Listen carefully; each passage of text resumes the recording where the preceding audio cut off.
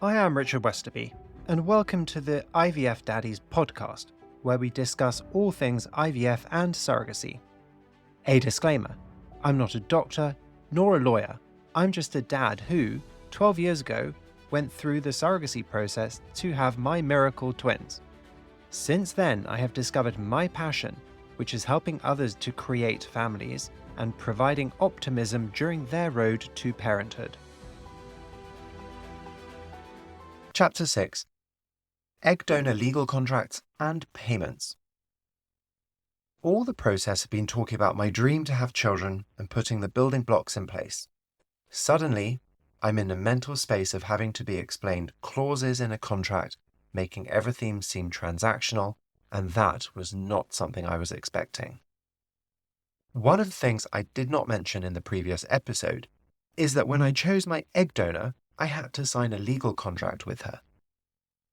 The agency found me the egg donor, but legally, I had to sign a contract directly with her. The agency explained to me that they would present two independent lawyers. The first lawyer would write a contract that included information such as how much she would be compensated for the donation, what type of contact I would have with the donor, and most importantly, who had the rights and responsibilities for the eggs. The second lawyer would then review all this information with the egg donor to make sure that she was legally informed.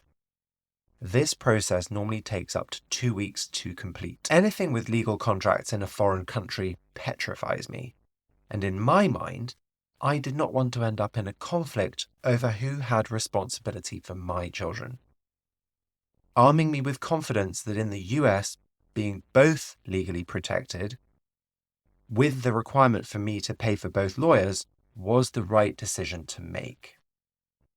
In another episode, I will have a conversation with a US lawyer to better understand the complexities of the contractual obligations. How to pay your egg donor.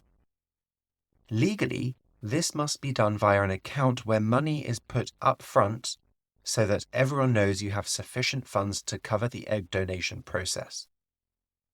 This is called an escrow or trust account, where you authorize a third party to make payments on your behalf. What scared me about using an escrow account was having no control over how and when payments were made.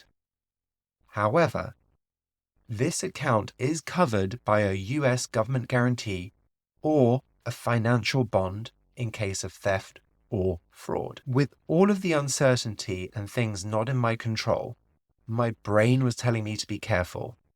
But because of the financial safeguards in the US, my gut kept reminding me I had made the right decision. As an example, the agency had arranged all of the logistics for the travel around the egg donation.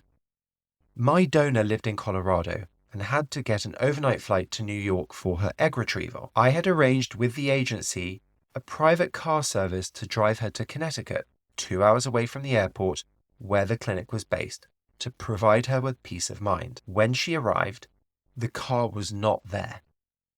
Unbeknownst to me, because of the efficiency of the US system and having in place mechanisms to protect donors, she called the agency's emergency contact, who provided an immediate solution.